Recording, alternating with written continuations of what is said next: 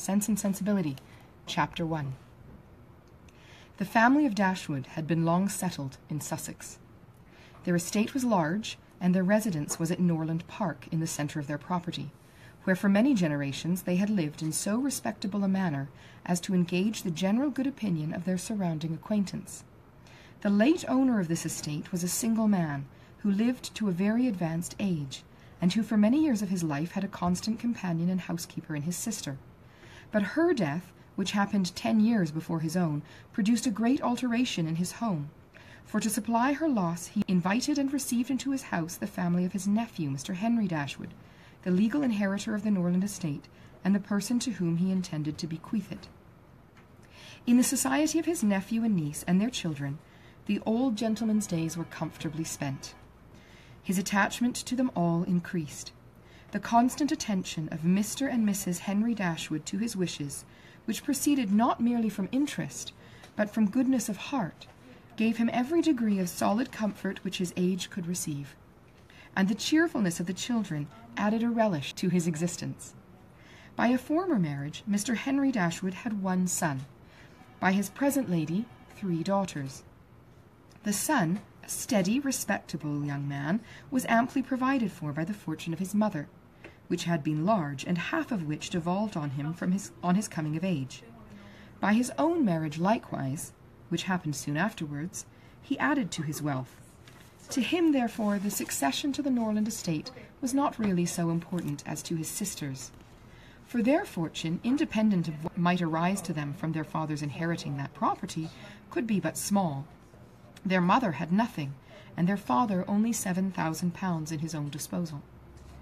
For the remaining moiety of his first wife's fortune was also secured to her child, and he had only a life interest in it. The old gentleman died. His will was read, and like almost every other will, gave as much disappointment as pleasure.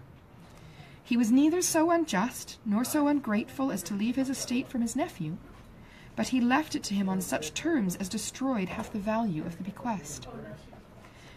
Mr. Dashwood had wished for it more for the sake of his wife and daughters than for himself or his son, but to his son, and his son's child, a child of 4 years old, it was secured, in such a way as to leave to himself no power of providing for those who were most dear to him, and who most needed a provision by any charge on the estate or by any sale of its valuable woods.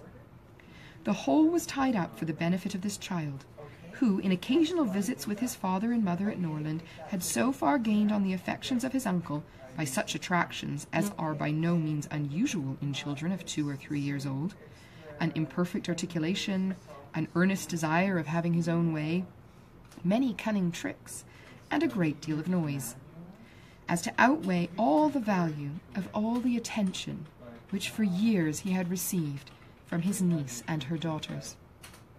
He meant not to be unkind, however, and as a mark of his affection for the 3 girls, he left them £1,000 apiece.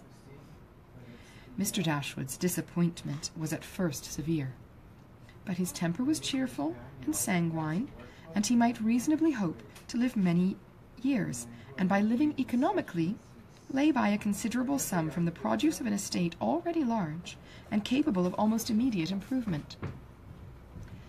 But the fortune which had been so tardy in coming was his only 1 12-month.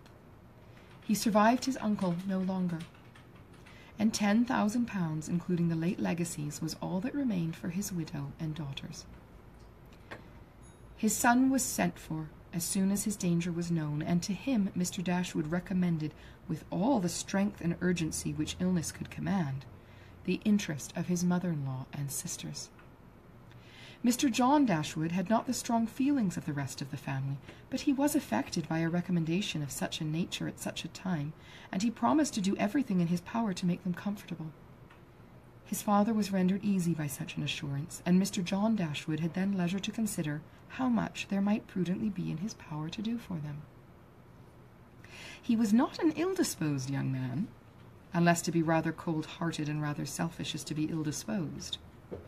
But he was in general well respected, for he conducted himself with propriety in the discharge of his ordinary duties. Had he married a more amiable woman, he might have been made still more respectable than he was. He might even have been made amiable himself. For he was very young when he married, and very fond of his wife, but Mrs. John Dashwood was a strong caricature of himself, more narrow-minded and selfish. When he gave his promise to his father, he meditated within himself to increase the fortune of his sisters by the present of £1,000 apiece. He then really thought himself equal to it. The prospect of £4,000 a year, in addition to his present income, besides the remaining half of his own mother's fortune, warmed his heart, and made him feel capable of generosity. Yes, he would give them £3,000. It would be liberal and handsome. It would be enough to make them completely easy. £3,000, he could spare so considerable a sum with little inconvenience.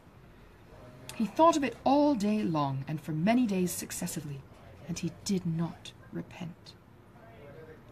No sooner was his father's funeral over than Mrs. John Dashwood, without sending any notice of her intention to her mother-in-law, arrived with her child and their attendants.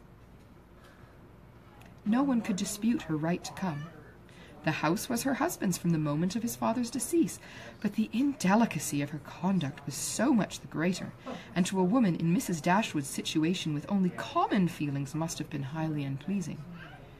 But in her mind there was a sense of honour so keen, a generosity so romantic, that any offence of the kind by whomsoever given or received was to her a source of immovable disgust. Mrs. John Dashwood had never been a favourite with any of her husband's family, but she had had no opportunity till the present of showing them with how little attention to the comfort of other people she could act when occasion required it. So acutely did Mrs. Dashwood feel this ungracious behaviour, and so earnestly did she despise her daughter-in-law for it, that on the arrival of the latter she would have quitted the house for ever, had not the entreaty of her eldest girl induced her first to reflect on the propriety of going, and her own tender love for all her 3 children determined her afterwards to stay, and for their sakes avoid a breach with their brother. Eleanor, this eldest daughter whose advice was so effectual, possessed a strength of understanding and coolness of judgment which qualified her, though only 19, to be the counsellor of her mother, and enabled her frequently to counteract, to the advantage of them all, that eagerness of mind in Mrs. Dashwood which must generally have led to imprudence. She had an excellent heart, her disposition was affectionate, and her feelings were strong, but she knew how to govern them. It was a knowledge which her mother had yet to learn, and which one of her sisters had resolved never to be taught. Marianne's abilities were in many respects quite equal to Eleanor's.